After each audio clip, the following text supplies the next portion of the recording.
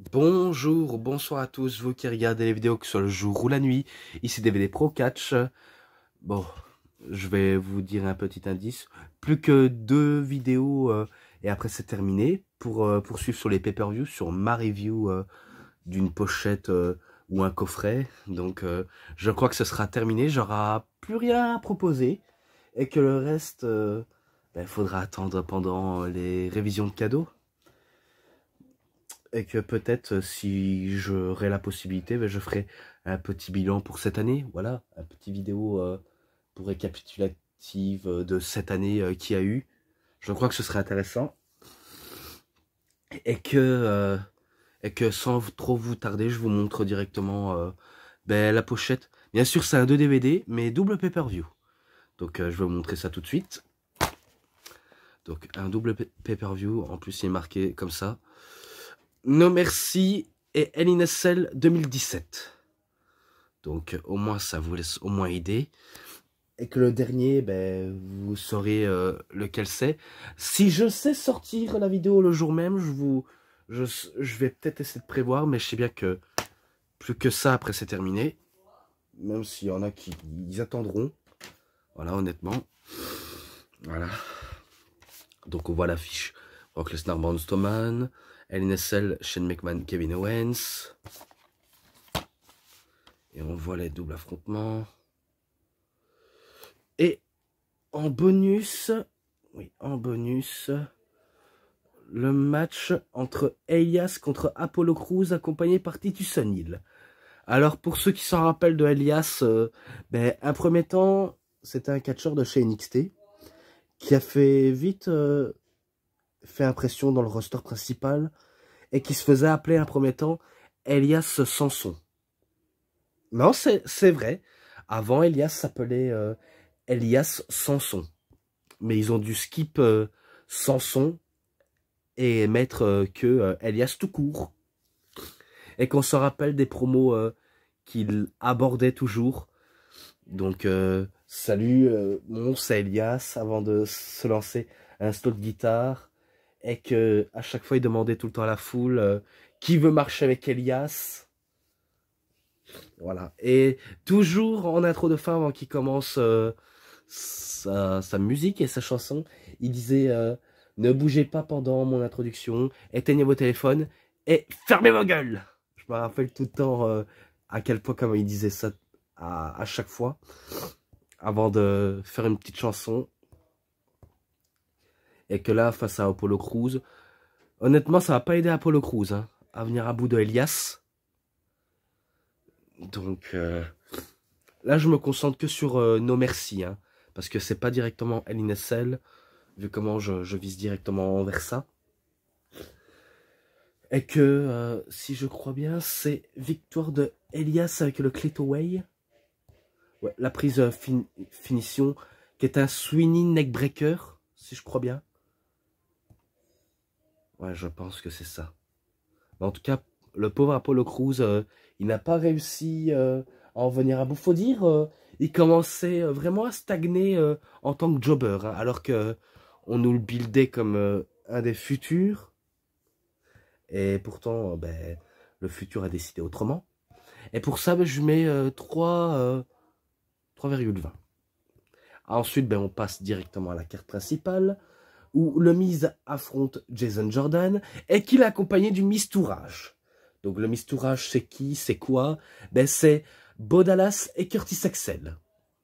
Donc pourquoi ils décident d'accompagner le Miz? C'est parce qu'ils ont joué dans le Marine 5. Non, je suis pas en train de déconner, ils ont joué dans le Marine 5. J'ai le film de The Marine 5, pareil pour le premier et le 2. Et 12 rounds avec John Cena et avec Randy Orton, mais j'ai pas avec Dean Ambrose. Donc moi je me rappelle des films comme ça. Certes, c'est pas, on va dire, des gros accomplissements dans le box-office, à part John Cena, mais sinon, c'est un succès assez mitigé. Et pareil pour le Miz, c'est plutôt, on va dire, un film concernant le Miz, mais qui est pas, on va dire, tout aussi ex explosif pour nous en tant que téléspectateurs. C'est plutôt, on va dire, un film de guerre lambda. auquel ça tient pas la route. Donc on va dire ça, c'est un peu un navet du cinéma. Surtout quand on est une grosse industrie comme la WWE, eh ben, je peux vous garantir, c'est quand même un navet. Mais ça, c'est leur côté jardinier à la WWE, vu comment ils ne font que cueillir des légumes et des fruits. Ça, c'est une blague à part. Hein. Tandis que Jason Jordan, lui qui venait, on va dire, de percer en équipe avec Chad Gable dans les American Alpha, eh ben, ils ont dû très vite se séparer parce que Chad Gable a été drafté à SmackDown, tandis que Jason Jordan, lui, c'était du côté de Raw. Et en plus, on se rappelle quand c'était Kurt Angle, le général manager de Raw, donc c'était lui le général manager, pour remplacer Stephanie McMahon et Mick Foley, je crois. En tout cas, c'était lui le général manager. Et qu'on se rappelle des promos avec Kurt Angle, comme quoi il y avait un doute concernant de sa progéniture, apparemment. Donc oui, de son soi-disant fils caché. Et du coup, ben, le fils caché, c'est qui? C'est Jason Jordan. Alors certes, un temps quand il faisait ça avec les bretelles dans l'intensité, vous voyez quand il enlève ses bretelles, tellement qu'il est en transe qu'il va en finir. C'est vrai qu'il le faisait, mais après ça, il a pu utiliser on va dire, de grenouillère à bretelles, car il catchait en calbar. Est-ce que, on va dire, les conseils de son soi-disant père va le faire porter ses fruits pour revenir à bout du mise et aussi esquiver le mistourage? Non, pas du tout. Vraiment pas du tout, ça ne va pas passer du tout. Car malgré qu'il subit et qu'il est dans une telle intensité, et attendez, je vais vite un peu couper, ça va être très court. Donc voilà, je repoursuis. J'ai dû arrêter parce que je devais tousser et éternuer. Donc oui, c'est vrai, je suis encore malade, j'essaie de me remettre petit à petit en prenant des médocs, mais j'essaye de me remettre, quoi. Donc je disais, à propos de ce match entre le Miz et Jason Jordan, ben, il va pas réussir à battre le Miz.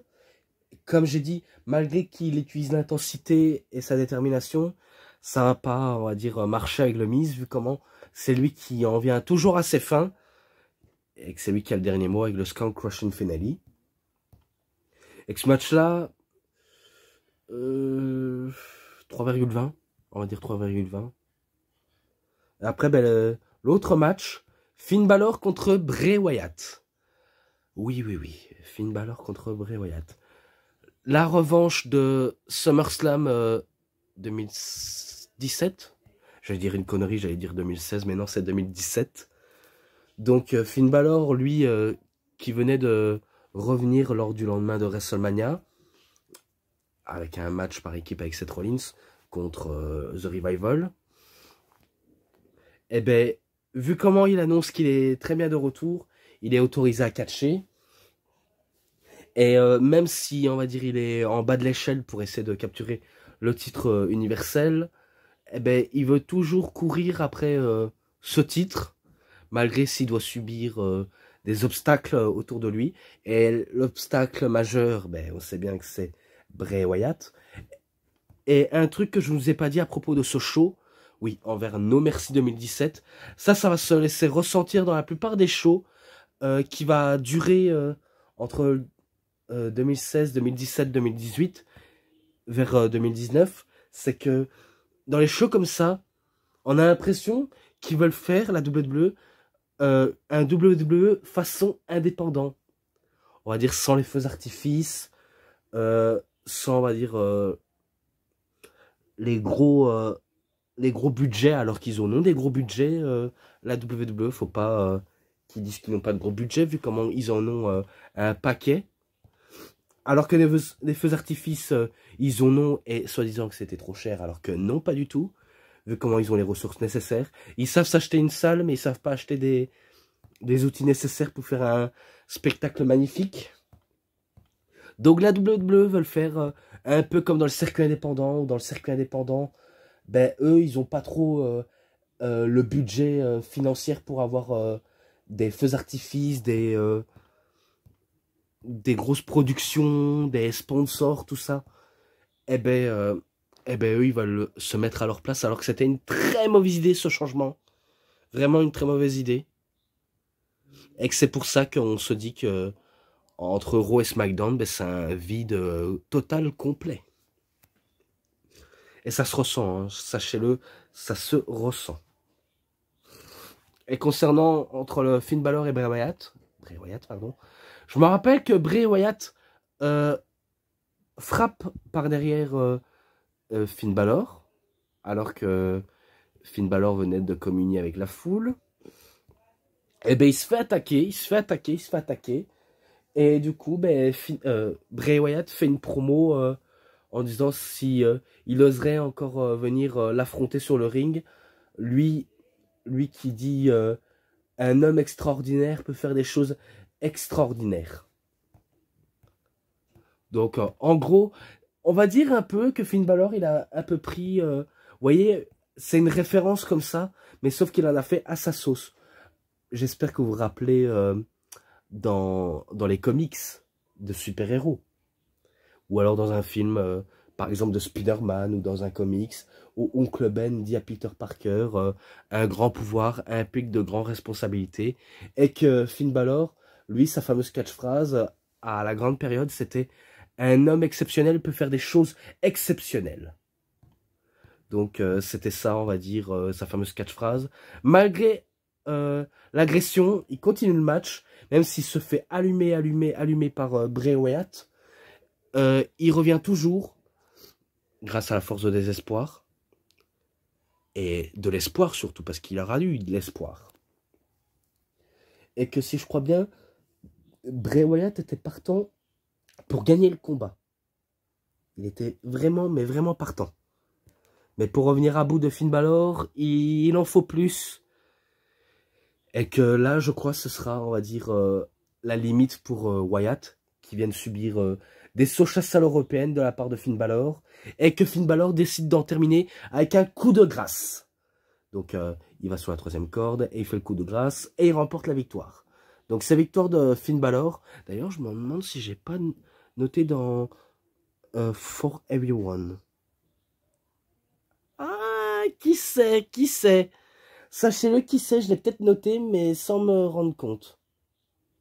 Ou alors, je le mets en description pour éviter que je dise une connerie. Je crois que ce serait mieux que je le noterai en description. Parce qu'après, si jamais je dis ça dans le vent, je me plante littéralement. Vous savez quoi, je vais prendre un risque, je dirais en description. Voilà, je dirais en description. Et maintenant, match par équipe pour les titres par équipe de Raw. Dean Ambrose et Seth Rollins contre The Bar, donc Cesaro et Sheamus. Oui, ce match-là, excellent, vraiment excellent. Et que vu comment on sait bien qu'ils se sont affrontés au SummerSlam et qu'ils nous ont livré une prestation parfaite, on va dire ça comme ça, et que Seth Rollins venait de se réconcilier avec Dean Ambrose, pareil pour Ambrose avec Seth Rollins, et que le Shield est presque au complet, car il manque un 3e homme, et qu'ils ont su capturer les titres, et que maintenant ils doivent défendre les titres face aux intraitables ex-champions, que vous connaissez bien, Cesaro et Sheamus, et que j'avance un peu plus loin. Je me rappelle surtout quand Dean Ambrose fait un boomerang sur Cesaro, et que Cesaro, il atterrit dans le coin, surtout au niveau du poteau. Oui, surtout au niveau du poteau, où il va frapper sa tête contre... En fait, on va dire, c'est un peu buccalement. On va dire, c'est un peu ses dents qui vont toucher le poteau, on va dire ça comme ça, et que ses dents ont été enfoncées dans sa gencive. Donc, comme je dis enfoncé, c'est carrément dans sa gencive. Et qu'il a l'air d'avoir très très mal. Et on se demande si c'est pas pété des morceaux de dents suite à cette action. Et qu'on le voit grimacer, surtout au ralenti du replay. On le voit faire une grimace par rapport à ses dents. L'air de dire, oh putain, qu'est-ce qui m'est arrivé? Ah, quel mal de chien! Donc on se rappelle de ça et que après, ben, il pissera du sang de, de la bouche.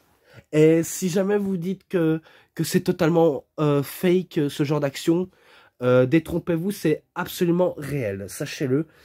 Bon, c'est un accident, je pense que c'est un accident de la part d'Ambrose, peut-être qu'il n'a pas fait exprès. Ou alors est-ce que c'est Cesaro qui a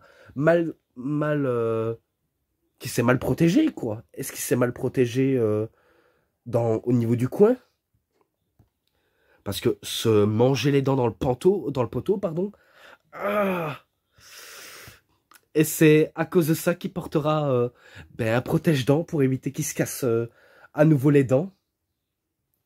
Même s'il ira passer beaucoup de fois chez le dentiste pour, euh, on va dire, mieux s'occuper de ses dents et de porter un appareil dentaire. Donc le pauvre, il en a chié, Cesaro. Mais malgré qu'il en a chié, il a su rester pro. Il a continué le match malgré des dents en moins par devant qui lui gênaient. Donc il a su rester pro. Il sait pas en aller comme une chochotte. Parce que je suis sûr qu'il y en a qui se pètent les dents contre le poteau ou alors qui se cassent le nez. Un peu l'exemple de John Cena. Eh bien, il y en a qui seraient partis directement pour arrêter de poursuivre le match. Eh bien, pas ces gars-là. Pas ces gars-là, pourquoi? Parce que ce sont des guerriers des temps modernes. Vraiment des guerriers des temps modernes.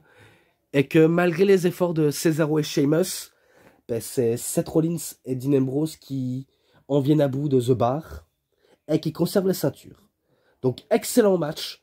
Et ce match-là en description, vu comment j'avais noté dans Justice for All, dans The Shield. Donc voilà. Donc excellent. Et maintenant, match à 4 féminins pour le titre justement.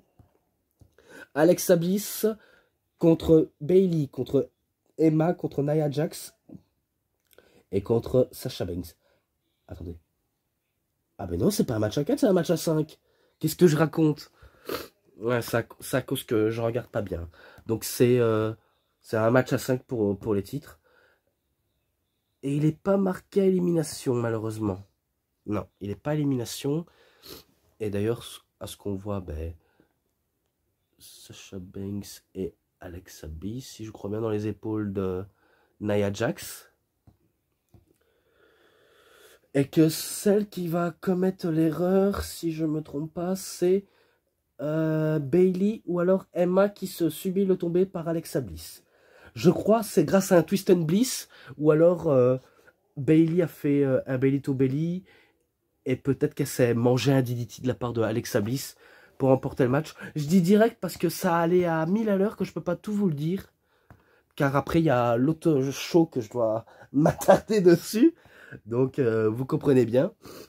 Donc pour moi c'est victoire d'Alexa Bliss direct. Ce match-là, allez, 3,5, je mets 3,5. Et maintenant, un match très très sérieux. Oui, environnement très très sérieux. Roman Reigns contre John Cena. Le choc des générations. John Cena, qui était le visage de la WWE depuis les années 2000 à 2010, affronte ben, la nouvelle génération, peut-être le futur visage de la WWE de l'année 2010 et aujourd'hui à 2020, parce que certes elle est en passe, mais maintenant c'est le visage de la WWE des années 2010 et 2020, à la personne de Roman Reigns. Et que John Cena, lui qui avait terminé une rivalité face à Baron Corbin lors de SummerSlam, décide d'y aller à Raw. Et de toute façon, il peut aller dans les deux shows, John Cena, vu comment il est entre autres agent libre, il fait ce qu'il veut dans la fédération. S'il a envie d'y aller à Raw, il va à Raw. S'il va à SmackDown, il va à SmackDown. Vu comment on va dire John Cena, il est presque quasiment part-timer. Et d'ailleurs, c'est un peu le cas. Il est plus à plein temps. Même si je me rappelle avec des promos contre Roman Reigns, car Roman Reigns se montre fier et intraitable, on va dire ça. Il se montre très fier et droit dans ses bottes en disant que certes, t'es un peu le dictionnaire de tout ça, ou le commissionnaire de ce que tu peux être comme principe de tes slogans, hustle, loyalty and respect, et ne jamais abandonner. Mais sache une chose, que moi, j'ai mis l'Undertaker à la retraite. Donc je me rappelle qu'il disait ça à John Cena, et que sa montée en puissance n'allait pas s'arrêter ici. Et que du coup, ben, vague de, on va dire, vague de huée pour Roman Reigns, vu comment on se rappelle lors du lendemain de WrestleMania, où les gens n'ont fait que le siffler, ils n'ont fait que l'insulter dans le public, alors que Roman Reigns veut faire une promo. Attendez, je vais vite venir. Excusez-moi, on a dû m'interrompre et ça m'énerve. Donc je disais à propos de ça, on se rappelle lors du lendemain de WrestleMania 33, quand le public ben, sifflait, huait, insultait Roman Reigns, bien sûr, pour la storyline, c'est pour le show. Et que quand Roman Reigns voulait, on va dire, effectuer une promo, ben, il y a une vague de sifflets, ou encore des « You suck! You suck! You suck !» Donc le public ne l'a pas laissé une chance à Roman Reigns, jusqu'à ce que Roman Reigns dit « This is my own now. » Ici, c'est mon territoire maintenant.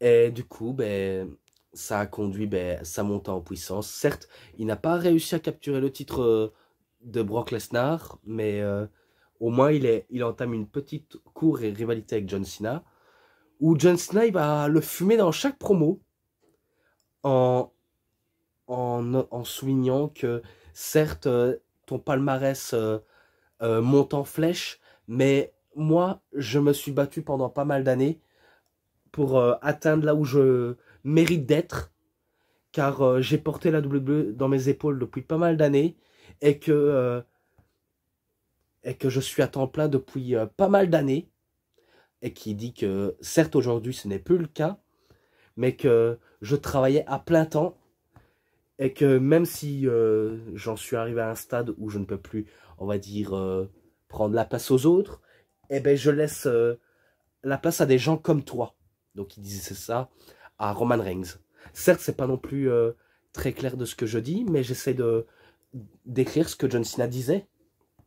Et que d'un autre côté, il a pas tort, John Cena, il a pas tort dans ce côté-là. Et ça, c'est un truc, je suis entièrement d'accord, parce que c'est vrai qu'il a vraiment des bons mots bien trouvés dans les moments précis. Hein. Donc pour ça, en promo, John Cena, il est indiscutable. Hein. Surtout, il est vraiment très indiscutable. Du coup, ben, ça vénère Roman Reigns, car il veut prouver qu'il est meilleur que Cena dans son temps à lui. Et que du coup, ça leur a mené un match à No Mercy que j'ai bien adoré. Et que quand c'est Roman Reigns qui fait son entrée, grosse vague de huées. Donc, certes, il y en a quelques-uns qui applaudissent Roman Reigns parce que, voilà, c'est le nouveau chouchou de la WWE. On nous le vend comme le super gentil, le Superman des temps modernes. Alors que Superman, là, c'est un Superman sombre.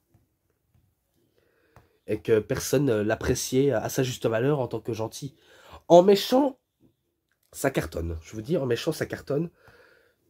Il suffit de regarder les semaines à SmackDown ou à Raw, ou alors des vidéos de lui, vous comprendrez pourquoi il est bon en tant que méchant qu'en tant que gentil. Tandis que John Cena, un coup qu'il fait son entrée, ben, vague d'applaudissements. C'est rare dans la carrière de John Cena qu'il a été autant acclamé, vraiment acclamé. Certes, il y a pour le plaisir John Cena sucks, mais ça, c'est un signe d'encouragement, c'est pas un signe de citation à la haine. Donc c'est rare dans la carrière de John Cena qui se fait autant applaudir que siffler que jamais. Et que je me rappelle, le match commence et John Cena voudrait faire semblant arrêter de combattre. Bien sûr, il a flinté, hein. Il a flinté, hein. L'air de dire « Ah tiens, vous voulez que je me dégage, c'est ça ?» Même si le public disait non, non, non. Bien sûr, John Cena, il jouait, hein. Il joue à ce terrain-là, hein. Car il sait comment réagir la foule. Hein. Mais après, il se prend des gros supercuts de la part de Roman Reigns. Il se fait un peu dominer. Et le public le siffle. Mais un coup que c'est John Cena qui prend l'avantage, là, il y a des... Et franchement, si vous voyez pas de quoi je parle, regardez ce show. Peut-être que vous comprendrez. Bien sûr, si vous adorez ou non ce pay-per-view, qui est un vide total, mais ça je peux comprendre, pour certains avis mitigés. Mais sinon, vague d'applaudissements pour John Cena, et grosse vague de sifflets pour Roman Reigns. Même s'il a tenté plusieurs fois le Attitude Adjustment, John Cena sur Roman Reigns, mais à chaque fois, Roman Reigns se dégageait. Et surtout le spot sur la table des commentateurs où John Cena voulait faire un double A, mais sauf que Roman Reigns lui fait un spear à travers la table. Il pensait avoir la victoire en main, mais rien n'y faire. Après, ben, des multiples Attitude Adjustment, vraiment, ça fonctionnait pas du tout. Jusqu'à ce que Roman Reigns revienne en force. Superman Punch, encore des Superman Punch. Et là, il s'élance pour un spear et il bat John Cena. Donc c'est lui qui vient à bout de John Cena. Et qu'à la fin, ben, John Cena, même s'il sait qu'il a perdu, eh ben, il le félicite, il lève même le bras. L'air de dire que c'est le futur et qu'il va falloir vous y faire. Et après, ben, une scène qu'on a déjà vue de John Cena, on le voit assis par terre, l'air de dire, ben, ça y est, mon heure est comptée. C'est terminé. Je ne pourrai plus, on va dire, encore continuer éternellement de catcher. Donc c'est pour ça les gens n'arrêtaient pas de chanter Thank you Cena, Thank you Cena. Donc merci John Cena. Ce qui est tellement rare, vraiment. C'est rare dans la carrière de John Cena qui se fait autant acclamer. Et une vague d'acclamation, hein. Je vous dis pas ça en l'air. Et pourtant, cette scène-là, il nous l'a fait 2 ou 3 fois. Comme si c'était un désespoir pour lui et qu'il devrait raccrocher. Alors que pour lui, c'est pas la dernière. Vraiment pas. Et ce match-là en description. Voilà. Et ensuite, match Cruiserweight. Pour le titre, justement. Enzo Amore contre Neville. D'ailleurs, il n'est pas noté, mais c'est pas grave. Donc oui, le roi des Cruiserweight qui défend sa couronne face ben, au nouveau venu de chez les Cruiserweight. Lui qui vient de se séparer de Big Cass. Que Big Cass s'est blessé entre-temps. Et que leur rivalité n'aura mené à rien, si ce n'est que Enzo a sauté dans une autre division. Et ce que je pensais que Neville pourrait remporter le match ben, drastiquement, cleanement. Eh ben pas du tout. Vraiment, vraiment pas du tout. Donc on pensait que ce serait son heure, mais en vérité, pas du tout. Quand je parle de Neville, je parle de Neville. Hein. Son heure de gagner encore et encore. Hein. Et sauf qu'à la surprise générale, ben Enzo, on ne sait pas dans quel on va dire, domaine il est. Est-ce qu'il est face? Est-ce qu'il est heel? Est-ce qu'il est twinner? On ne sait pas dans quel camp il est. Car il a un côté face, mais il a aussi un côté heel. Et que c'est ça le problème que je comprends pas avec Enzo Amore. Car il prend la ceinture, il fait diversion, et après il donne un coup de pied dans les couilles de Neville pour remporter la victoire. Et je me suis dit, mais attends, ça c'est un acte de heel. Donc ça veut dire il est heel. Et du coup, ben, c'est victoire de Enzo Amore par un coup de pied dans les couilles. Et ce match-là, 3,20, il est un peu pas mal, mais c'est pas non plus foufou. Voilà. Et ensuite, le main event. Brock Lesnar contre Braun Strowman pour le titre universel. Oui, enfin, Strowman a sa chance face à la bête. Lui qui n'a pas arrêté de faire passer à travers la table lors de SummerSlam. Et qui peut prouver qu'il est aussi dominant que Lesnar en son temps. Donc il veut prouver que c'est lui la nouvelle menace. Et que, voilà, je suis la nouvelle menace, qu'est-ce que tu vas faire? Certes, tu vas essayer de me descendre, mais je vais venir à bout, t'en fais pas, ton titre sera le mien. Donc Strowman disait ça en faisant une montée en destruction. Et d'ailleurs, on va dire un peu quelle année pour Brock Lesnar. Hein. Lui qui avait enchaîné ben, une défense de titre contre Samoa Joe. Certes, il a enterré Samoa Joe. Au SummerSlam, ben, il remporte la victoire. Et pareil, lors de No Mercy. Vous allez peut-être comprendre pourquoi. Je me rappelle que Braun Strowman n'arrêtait pas de faire joujou avec Brock Lesnar. tout le temps. Je me rappelle que ça. Il veut le terminer avec des running power slam, running power slam, running power slam. Mais ça prend pas ses fruits, tandis que Brock Lesnar, lui, poursuit avec des German suplex. Vraiment que des German suplex. Vraiment que des German suplex. Et un coup qu'on pensait, ça y est, Braun Strowman va venir à bout de Brock Lesnar, c'est terminé. Eh ben non, non, il s'en relève.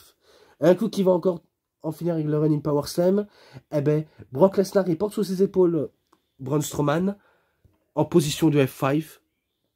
Et il a fallu un seul F5 pour en venir à bout de Braun Strowman. Vous y croyez ça? Un seul putain de F5 pour en venir à bout. Alors que Braun Strowman, certes, il a prouvé à de multiples reprises qu'il est résistant, même aux prises de finish. Il a prouvé qu'il peut s'en relever des prises finition et que là, en un seul F5, il se fait enterrer. Un peu comme avec Samoa Joe, hein, il s'est fait enterrer de manière bête. Et en plus d'un seul F5, alors que je m'attendais 2 ou 3 F5 pour en venir à bout. Mais pour Braun Strowman, un F5. C'est insomnable. J'ai pas les bons mots à vous le décrire, mais j'étais dégoûté quand même. Certes, Brock Lesnar conserve son titre encore avec succès, et que on aura notre overdose de Lesnar parce qu'il est jamais là, il défend jamais sa ceinture, et que monsieur se paye des vacances luxueux, ou encore il est dans son ranch au Canada ou alors dans le Minnesota, voilà, dans sa petite ferme à s'occuper des animaux, ou alors aller chasser et boire des bons cocktails faits par des grands traiteurs de boîtes de nuit, on va dire ça comme ça. Et on va dire en termes de viande, c'est plus du côté d'un traiteur pour faire de la viande bien fraîche, vu comment il adore la chasse. Et il adore aussi la boucherie. Donc il est fasciné par le massacre d'animaux, et ce qui n'est pas le cas de moi. Non, vraiment pas. Le massacre d'animaux, surtout s'afficher envers un animal mort, l'air de dire ça y est, on a réussi, maintenant on va pouvoir se régaler. Moi, j'aime pas du tout, je vous le cache pas, je n'aime pas du tout, c'est horrible de voir ça.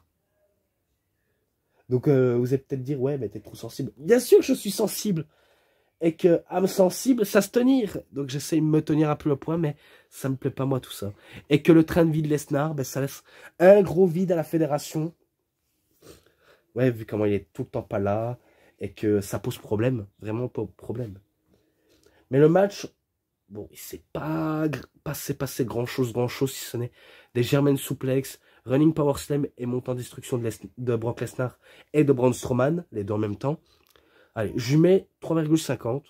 Pour le coup, je mets 3,50. Et maintenant, je passe à Hell in a Cell 2017. Et j'avais oublié, il est en anglais et il dure 6h05. Voilà. Un match qui figure dans le kick-off. Chad Gable et Shelton Benjamin contre les Hype Bros. Donc les Hype Bros qui sont, c'est Mojo Rawley et Zack Ryder.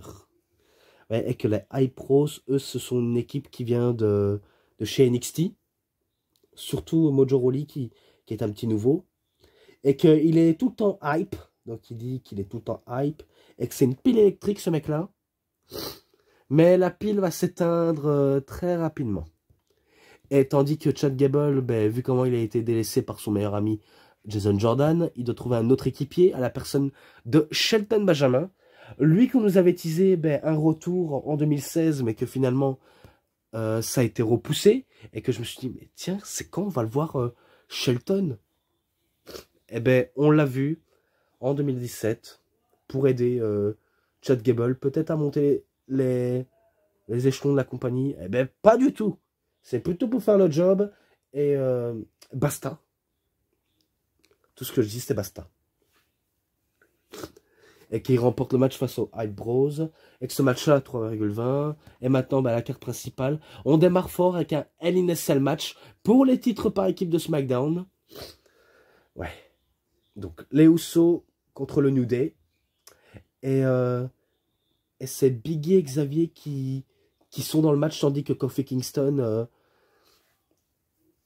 il ne participe pas on va dire, il ne participe pas au match, même si il a la tendance de se mêler dans le match. Et que je me rappelle, ils ont apporté des instruments et des objets pour mieux, on va dire, que ce soit intense. Et d'ailleurs, ce sera un des meilleurs matchs de Hell in a Cell par équipe. Hein. Sachez-le, car mon Dieu, qu'est-ce qu'il est énorme. On se rappelle des spots où l'un des jumeaux s'est fait encerclé par les bâtons de kendo à travers la cage. Donc en gros, il est pris au piège, il est coincé et il va se faire fouetter par Biggie et Xavier. Donc je me rappelle que des massacres au kendo. Et qu'on se dit, ça y est, le New Day va remporter pour la 5, la première ou la deuxième, troisième fois de leur histoire, les titres par équipe de SmackDown. Eh ben, c'est sans compter. Vraiment, c'est sans compter d'avance. Même s'ils ont fait du bon taf assez extrême. Hein. Parce que certes, on est toujours dans un côté PG, mais ils ont un côté extrême dans le match. Hein. Vraiment un côté extrême. Et que même les Usos, ils vont se venger sur Xavier. Ils vont mettre les menottes à Xavier Woods. Pour le fouetter à leur tour à coup de kendo. Donc les deux frères vont se donner à cœur joie sur Xavier Woods. Donc il va se faire fouetter de tous les côtés. Même s'il se fera secourir par Biggie. Voilà quoi. Et après, on se demande est-ce qu'il va avoir le Midnight Hour? Eh ben non. Double super kick et un splash sur Xavier Woods. Et c'est les Usos qui remportent la victoire. Et ils conservent les titres par équipe. Oh non, non, non, non. Ils récupèrent les titres par équipe. Qu'est-ce que je raconte? Ouais, car le New Day défendait leurs titres. Donc, ils regagnent les titres par équipe. Et sacré match. Vraiment un sacré match. Je le mets, allez, 3,40 pour ce match-là. 3,40. Et ensuite, ben, match suivant. Randy Orton contre Rusev. Alors, petite rivalité très courte entre Randy Orton et Rusev. On se rappelle qu'il y a eu leur match à SummerSlam. Où tout d'abord, ben, il a commencé agression sur Randy Orton. Mais quand la cloche avait sonné, eh ben, Randy Orton a activé directement le RKO pour battre rapidement Rusev.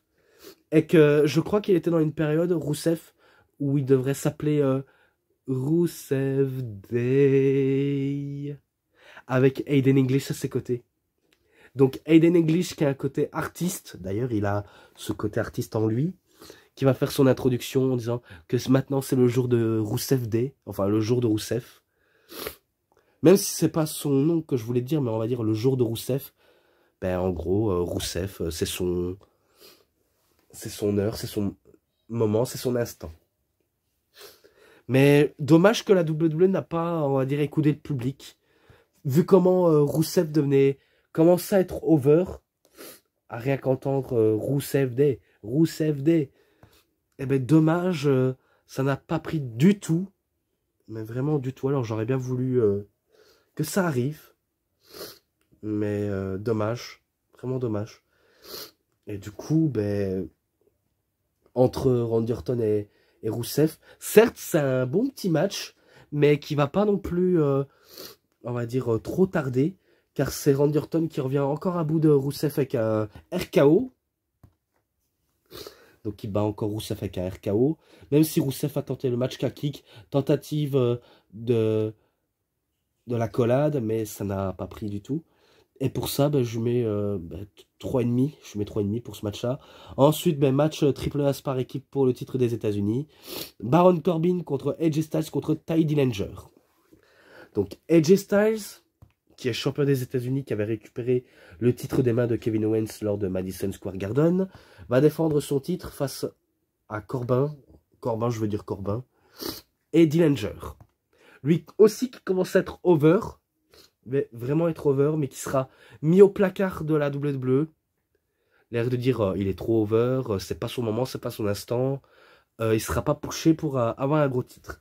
Donc ils l'ont mis au placard pendant pas mal de mois. Quand je dis placard, c'est une expression. Hein.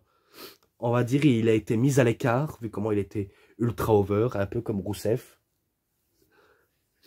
Quelle bande de chiens quand même. Tout ça parce qu'il est trop over, on veut l'expédier autre part, ou alors parce que c'est pas son moment, c'est pas son instant. Il mérite pas ce scénario. Donc pour eux, ils ne méritent pas ce scénario. Et nous, ben, on a une petite déception. Une déception flagrante. Et que peut-être qu'on se penserait la question que ce serait AJ Styles qui viendrait à bout de Tye Dillinger et de Baron Corbin. Vu comment, face aux deux, il est capable de les battre de manière différente. Même si Corbin, lui, préfère la facilité de la tricherie que la facilité de gagner. Hein, vu comment il préfère les embûches de mauvais augure. Et que si je crois bien, pour le finish, AJ Styles fait un phénoménal forearm sur Tye Dillinger. Baron Corbin profite du travail d'AJ pour le faire balancer à l'extérieur et remporter le match. Donc c'est victoire de Baron Corbin et il devient pour la première fois champion des États-Unis. Donc est-ce que c'est mérité ou non? Ah, je ne sais pas. Je ne sais pas, j'ai pas envie de dire de conneries. Mais en tout cas, ça va pas fort le sauver. Je vous dis, ça va pas trop le sauver. Mais je mets 3,5 également. Et ensuite, match féminin pour le titre de SmackDown, de chez les femmes. Charlotte Flair contre Natalya. Ouais. Donc, est-ce que Charlotte va réussir à capturer le titre des mains de Natalya? Donc, c'est la question qu'on se pose, vu comment elle est capable de relever tous les défis. Parce que elle, les défis, Charlotte, ça c'est son gagne-pain et ça lui permet de monter dans les échelons de la hiérarchie de la WWE. Pour sa montée en puissance, vu comment c'est une catcheuse produit made in WWE et nulle part ailleurs, eh ben, certains la voyaient gagnante. Certains la voyaient gagnante. Mais que Charlotte, ça va pas non plus être son heure. Ça va pas être non plus de son heure. Car Natalya, elle est quand même rusée. Elle sait bien que son titre est en danger face à Charlotte. Elle utilise n'importe quelle manière pour conserver son titre. Et aussi, quitte à tricher et perdre le match. Et c'est ce qui va se passer. Je crois qu'elle va commencer à l'attaquer dans les corps de Charlotte Flair. Et que, du coup, c'est victoire de Charlotte Flair par disqualification. Oui, une fin que je déteste, que vous devez sûrement détester aussi, mais ça permet encore de continuer leur mini-rivalité. Donc, victoire de Charlotte par disqualification, 3,20. Et maintenant, ben, match pour le titre de la WWE, et c'est pas dans le main event, malheureusement, c'est pas dans le main event. Le main event, c'est le Hell in a Cell, entre, vous savez bien qui, et ça, je vais vous citer ça. Tout d'abord, Jinder Mahal, accompagné par les frères Singh, contre Shinsuke Nakamura. Donc pour le titre de la WWE. Alors oui, on était arrivé où le règne de Jinder Mahal était l'enfer. Vraiment, c'était l'enfer. Son règne ne l'a pas sauvé du tout. Malgré qu'il a réussi à capturer un titre, bien sûr, c'est grâce à la décision de Monsieur McMahon lui-même, vu comment apparemment il a été impressionné par ce que Jinder Mahal faisait des pompes. Mais il y a aussi une autre raison, c'est que la WWE voulait percer dans le marché indien. Et qu'apparemment, en Inde, ce sont des gros consommateurs des toutes choses qui concernent la WWE. Donc ce sont, on va dire, entre autres, les fans numéro 1. Pourtant, Jinder Mahal, certes, il a des origines indiennes, mais il est plutôt d'origine canadienne. Donc c'est un Canadien, malgré qu'il a quelques origines indiennes. Je ne sais pas si vous m'avez compris, mais au moins ce que j'ai dit est dit. Et entre Shinsuke Nakamura, ben, pour moi, il y a une différence entre Jinder Mahal et Shinsuke Nakamura. C'est que Shinsuke Nakamura est un excellent catcheur. Donc certes, il ne catch tout le temps qu'avec les pieds, mais c'est pas que ça. Il peut des fois ne sortir que des prises techniques de temps en temps, mais que contrairement à Jinder Mahal, ben, Nakamura est largement supérieur au niveau in-ring que le Maharaja des temps modernes, donc le souverain indien. Donc pour moi, Nakamura, il est au-dessus de Mahal. Et que la WWE ben, n'a pas voulu faire gagner Shinsuke Nakamura. Peut-être est-ce que c'est à cause de son accent ou parce qu'il est asiatique. Pour moi, ce ne serait pas, on va dire, la seule raison, parce que je ne vois pas pourquoi un asiatique ne pourrait pas devenir champion du monde ou universel. Pour moi, c'est totalement illogique. Alors que Shinsuke Nakamura, ben, au Japon, c'est un dieu. On dit ça comme ça parce que il a percé au Japon grâce au Strong Style. Et d'ailleurs, vous saviez qu'il va affronter le Great Muta lors du 1er janvier. À la Noah, je crois.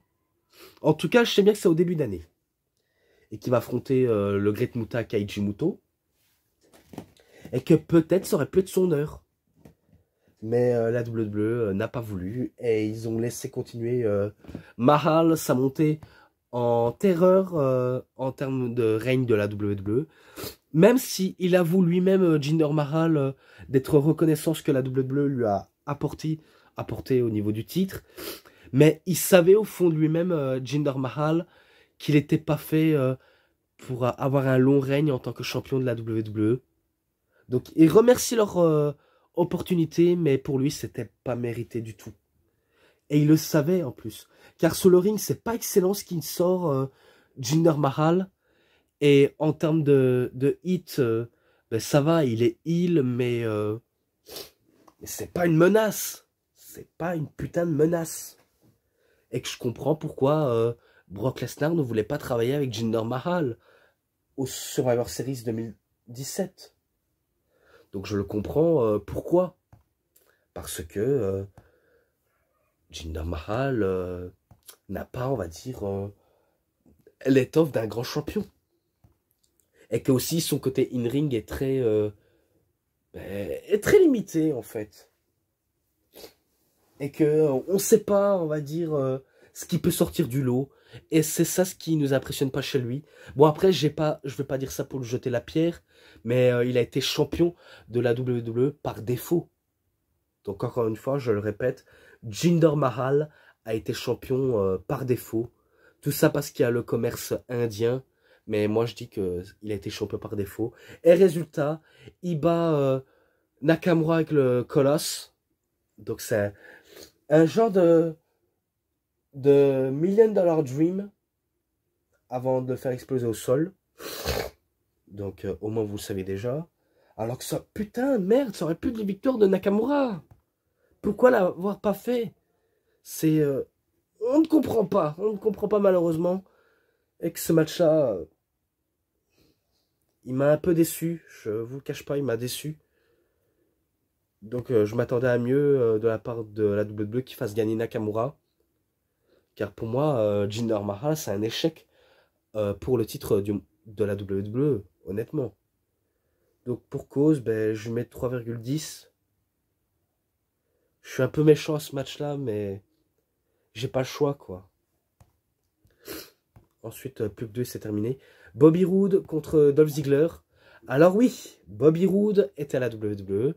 Et oui, Bobby Roode, il était du côté de chez NXT, où il a été champion de la NXT.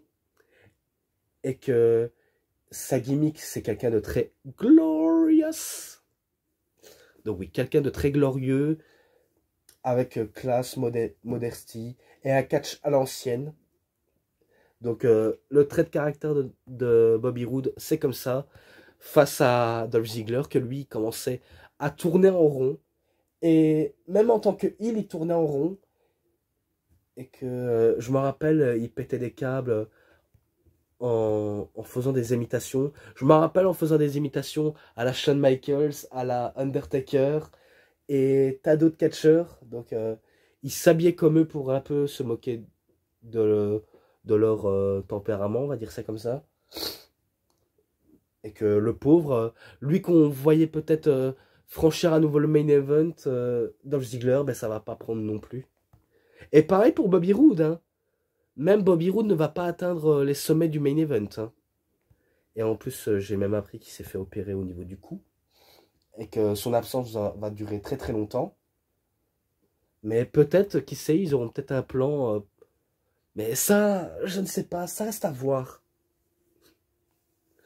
Et que là, vu comment ils viennent faire ses débuts officiels dans le roster pour prouver que c'est pas n'importe qui et qu'il peut remporter ses matchs de manière très glorieuse, comme il aime à dire et à entendre ceux qui veulent l'entendre, eh ben, il arrive à battre Dolph Ziggler, même si Dolph Ziggler utilise ses moves habituels, le Jumping Freaking DDT, le Face Masters, et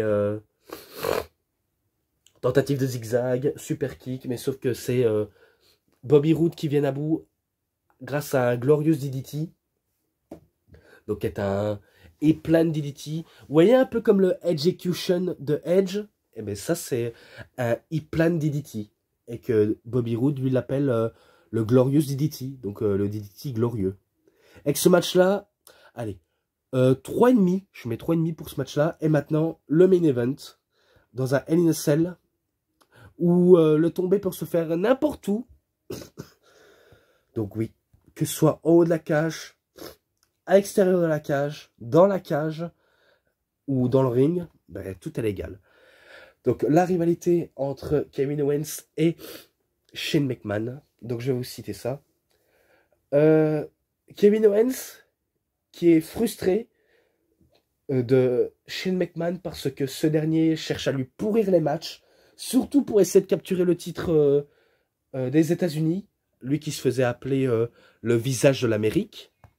Donc il en voulait énormément à Shane McMahon pour la perte de son titre, et qu'il se rebelle chaque fois contre Shane McMahon, à chaque fois qu'il le croise en promo, et dans le ring ou à l'extérieur, comme au backstage.